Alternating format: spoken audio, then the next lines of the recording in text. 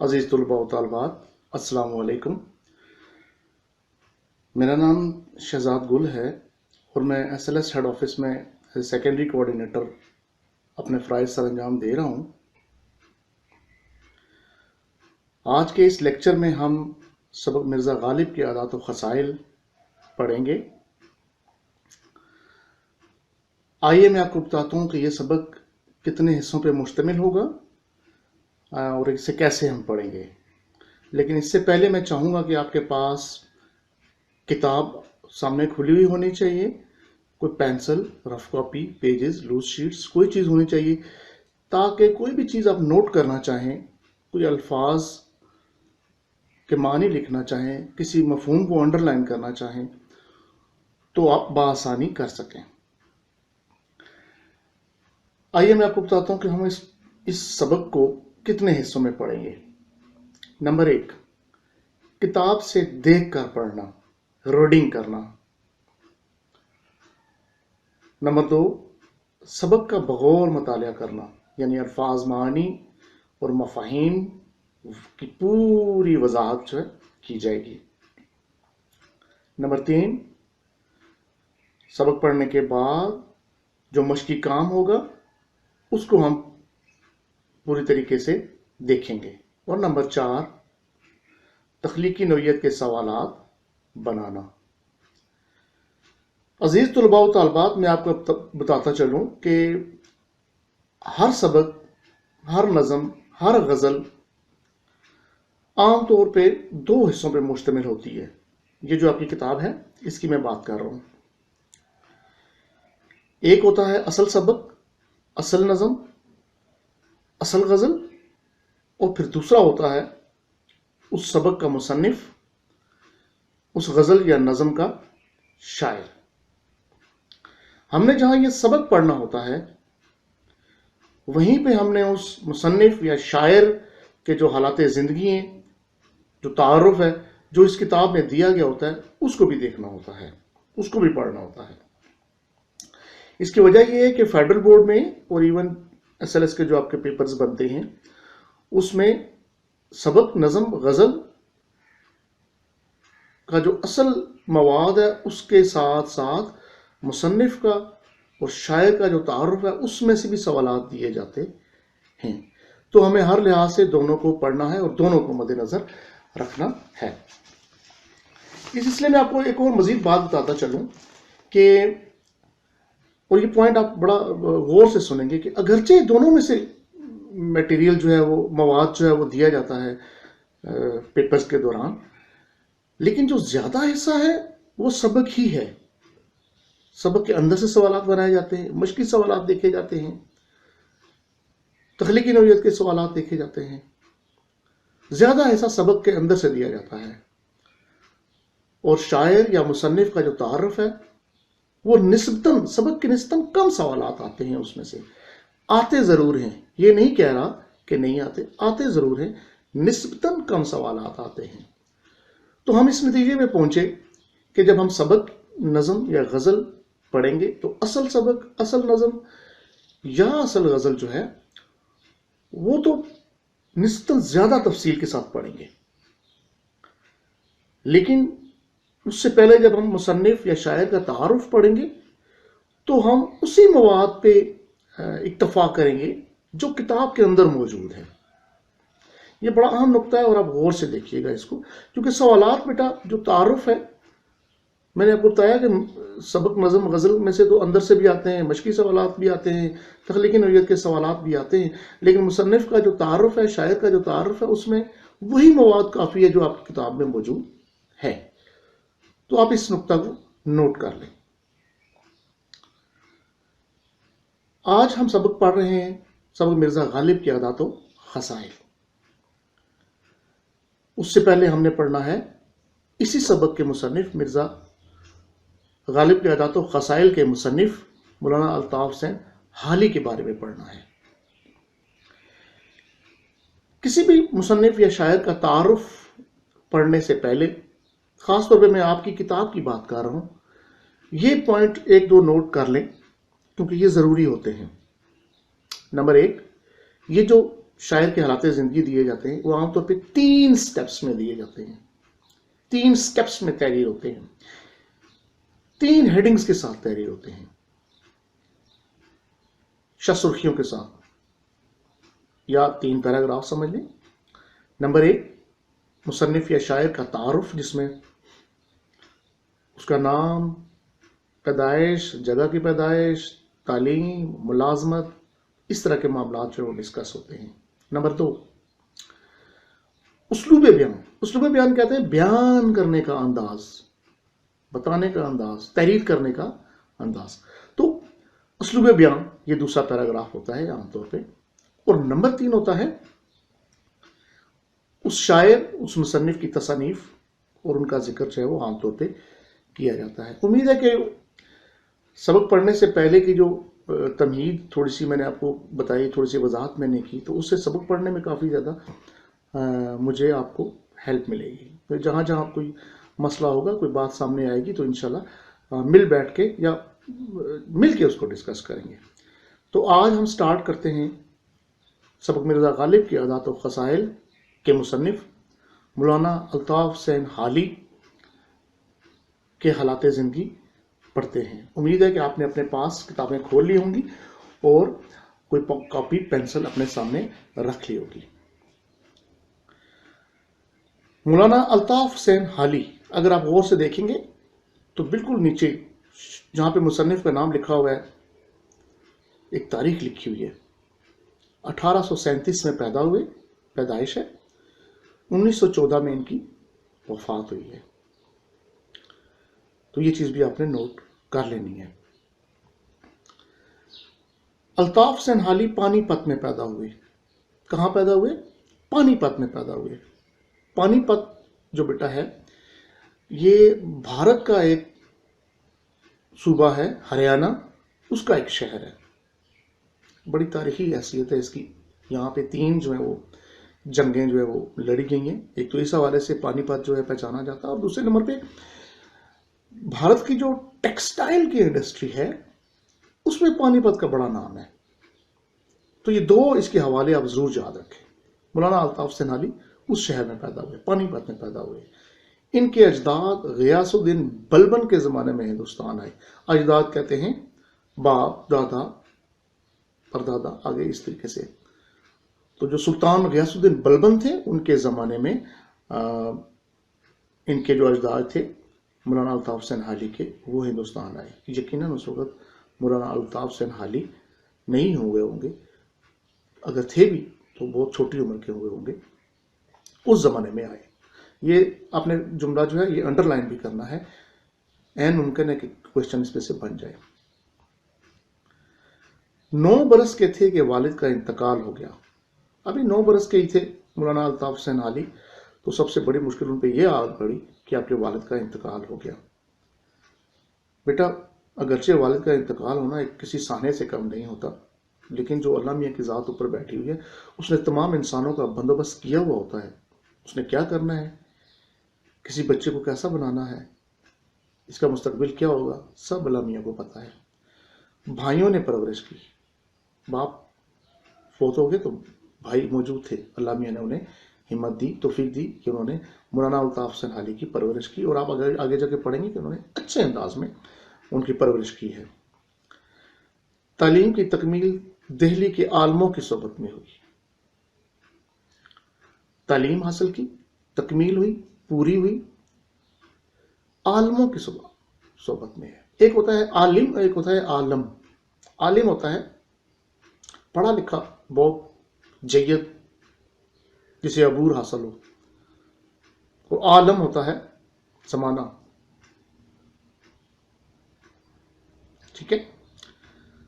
तो दिल्ली तालीम जो है वो दिल्ली में हासिल की और आलमों की सोबत में बैठ के की। सियाने लोग कहते हैं ना कि इंसान जो अपनी सोबत से पहचाना जाता है, जिसकी सोबत में बैठेंगे वैसे ही हो जाएंगे।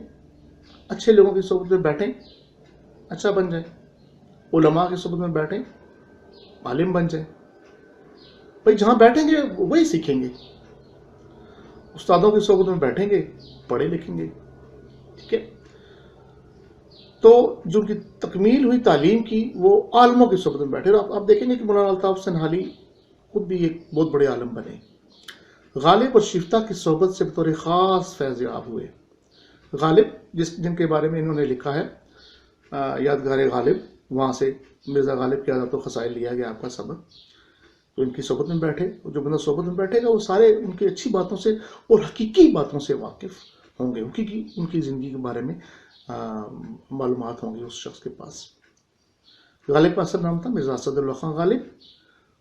اور شیفتہ ایک اور بڑے شاعر تھے، نواب غلام مصطفیٰ خان شیفتہ، نام یاد رکھیے گا بیٹا، کہ صحبت سے بطور خاص فیض یاب ہوئے. صحبت کہتے ہیں محفل.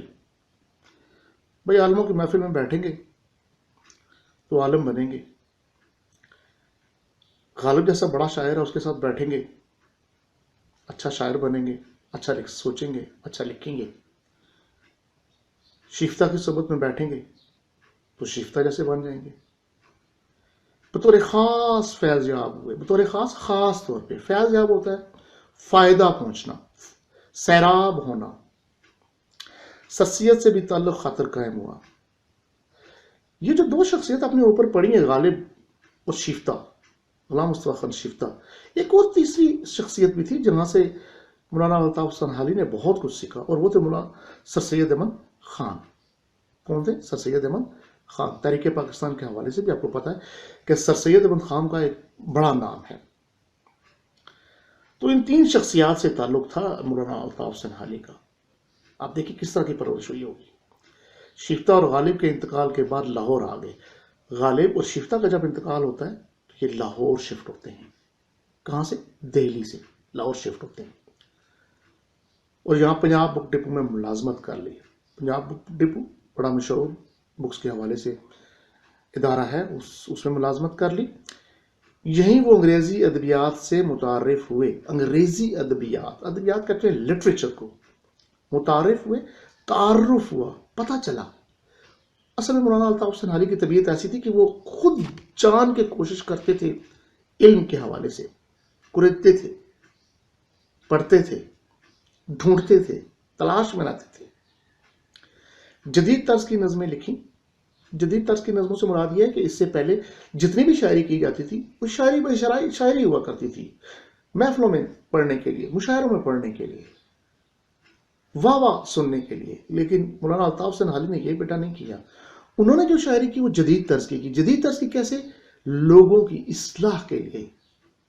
انہوں نے جو نظمیں لکھی اس میں کوشش کی کہ عام عوام کی اصلاح ہو جائے، لوگوں کی اصلاح ہو جائے. اور اردو شاعری کی اصلاح کا بیڑا اٹھایا. اردو شاعری میں اصلاح کی ضرورت تھی، درستگی کی ضرورت تھی. تو مولانا الطاف سنہالی نے اس حوالے سے بڑا کام جو ہے وہ کیا. 1887 میں سرکار حیدرآباد سے 100 روپیہ ماہوار وظیفہ مقرر ہو گیا. وظیفہ اسکالرشپ کہہ رہے.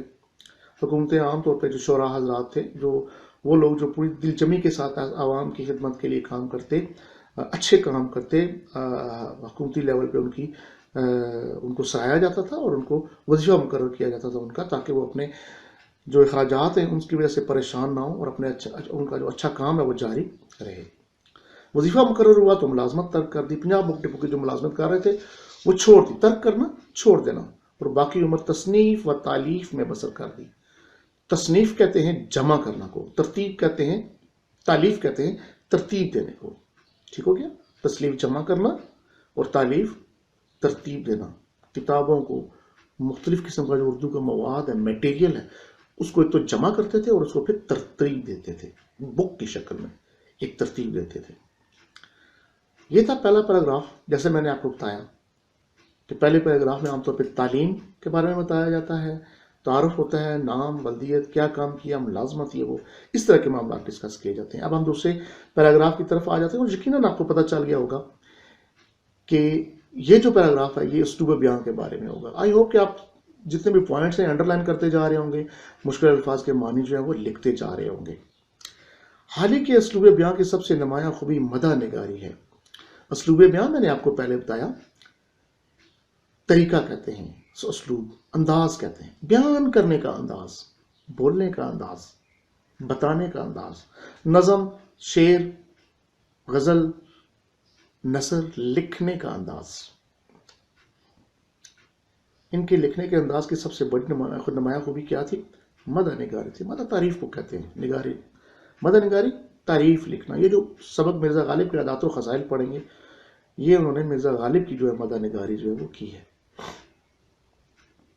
حالی کی غرض، حالی کا اپنا جو مقصد تھا لکھنے کا، نثر ہو یا نظم ہو، اس میں لکھنے کا جو مقصد تھا وہ کیا ہوتا تھا؟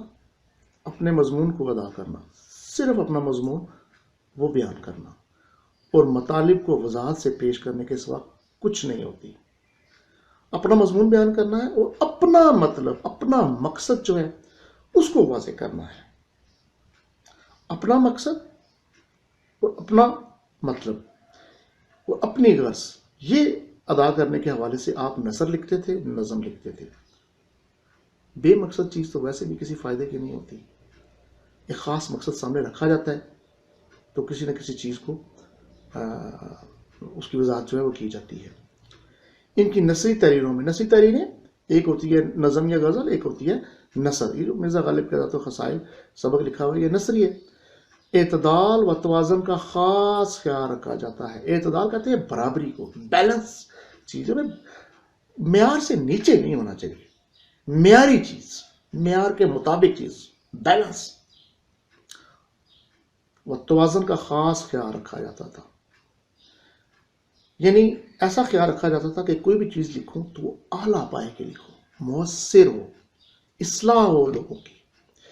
بے جا، غیر ضروری، بے جا جگہ وہ کہتے ہیں بے جا کسی کوئی جس کا کوئی ضرورت نہ ہو، غیر ضروری چیز. بے جا اختصار، اختصار کہتے ہیں کم کرنے کو. اتنا کم نہیں لکھتے تھے کہ لوگوں کو سمجھ ہی نہ آئے، اور بے جا طوالت، اور اتنا زیادہ نہیں لکھتے تھے کہ لوگ بور ہونا شروع ہو جائیں. یعنی نہ تو اتنا کم لکھتے تھے کہ وہ کسی کو سمجھ نہ آئے، پوری طرح تشنگی رہ جائے، لوگوں کو سمجھ نہ آئے، ایسا بھی نہیں لکھتے تھے. تو بے طوالت سے اجتناب کرتے. اجتناب کہتے ہیں پرہیز کرنا. بہت زیادہ لکھنے سے بھی کہ لوگ بور ہو جائیں، اکتاہٹ محسوس کرنا شروع کر دیں، تو ایسا بھی کرنے سے پرہیز کرتے تھے. عبارت کو دلکش بناتے تھے. سادہ اور مدلل بنانے میں، عبارت کو دلکش، خوبصورت، سادہ اور مدلل. مدلل کہتے ہیں دلیل والا، دلائل دینا. بھائی دلیل کے بغیر تو کوئی بندہ آج کے زمانے میں بات مانتا ہی نہیں ہے. دلیل دیں گے تو اپنی بات کو پورا کرنے کے لیے، اپنی بات کو ثابت کرنے کے لیے آپ کو دلیل دینی پڑتی ہے. تو عبارت کو دلکش بناتے، سادہ بناتے اور دلائل دیتے. اور ان چیزوں میں کیا تھا؟ حالی اپنی مثال آپ ہیں. عبارت کو دلکش بنانے میں، عبارت کو سادہ، بالکل ہر ایک کے سمجھنے کے لیے، اور عبارت میں دلائل دینے کے حوالے سے مولانا الطاف حسین حالی کا ثانی کوئی نہیں ہے، کوئی دوسرا اور نہیں ہے. اپنی مثال آپ ہیں. وہ ہر بات کو سنجیدگی، سیریس، یہاں سے، اور عقلیت کے ترازو میں تولتے تھے. عقل کے ترازو میں، جس میں عقل والی، بے عقل بات تو آپ کو وہی، اس کی تو وقت ہی نہیں ہے نا. تو بات کو سنجیدہ رکھتے تھے اور عقل کے عین مطابق جو ہے نا بات کرتے تھے، اس ترازو میں بات رکھتے تھے. جو چیز عقل اور سنجیدگی کے حوالے سے ترازو میں پوری آ جائے وہی رکھتے تھے، ادروائز اتار دیتے تھے ترازو سے ایسی باتیں. غیر سنجیدہ بات اور جو عقل کے مطابق نہ ہو اس کو اپنے ساتھ نہیں رکھتے تھے. اور تخیل اور جذبات سے دور رہتے ہوئے، تخیل کہتے ہیں خیالات کو، یعنی بات کو سنجیدہ بھی رکھتے تھے، عقل کے عین مطابق بھی رکھتے تھے. اور اس سلسلے میں ایک اور کام کیا کرتے تھے؟ خیالات اور جذبات سے دور رہتے، خیالی باتوں اور ان سے جذباتی باتوں سے دور رہتے تھے. سنجیدہ باتیں اور عقل کے عین مطابق باتیں کرتے تھے. اپنے خیالات اور حقائق کو قاری تک پہنچانے کی کوشش کرتے تھے. حقائق، حقیقت. سنجیدہ بات کریں گے، عقل کے مطابق بات کریں گے تو حقیقت کے مطابق بات ہوگی، حقائق کے مطابق بات ہوگی. قاری پڑھنے والے کو، یعنی قاری کو جب بھی بات پہنچاتے، پڑھنے والے کو جب بھی اپنی کوئی بات پہنچاتے، وہ سنجیدہ ہوتی، عقل کے عین مطابق ہوتی، جذباتی بات نہ ہوتی، خیالی بات نہ ہوتی. تاکہ قاری پڑھے اور سنجیدگی سے پڑھے، اثر کرے چیز، مؤثر چیز لکھتے تھے تاکہ اثر کر جائے۔ یہی وجہ ہے کہ رشید احمد صدیقی نے حال ہی کے نثری اسلوب، کون سا طریقہ کار؟ نثری، نثر لکھنے کا طریقہ، نثر لکھنے کا انداز۔ رشید احمد صدیقی ایک بہت بڑے رائٹر ہیں، انہوں نے مولانا الطاف سنہالی کے اسلوب کو کہا جناب کہ یہ اردو نثر کا معیاری اسلوب ہے، کوئی دوسرا پڑھے تو دلیل کے بنا پہ وہ کہے کہ یہ والا جو اسلوب ہے جناب یہ معیاری ہے۔ اور مولانا الطاف سنہالی کا جو اسلوب تھا، جو انداز تھا، طریقہ تھا، کوئی بھی چیز بیان کرنے کا، وہ معیاری تھا۔ اب آپ آ جاتے ہیں جی تیسرے پیراگراف پہ۔ تیسرا پیراگراف یقیناً آپ کو پتا ہوگا، یہ تصانیف کے بارے میں عام طور پہ ہوتا ہے۔ وہ سوانح نگار، سوانح نگار وہ انگلش میں بڑا اچھا لفظ ہے اس کے لیے، بایوگرافی، شخصیات کو سامنے رکھ کے ان پہ لکھتے تھے۔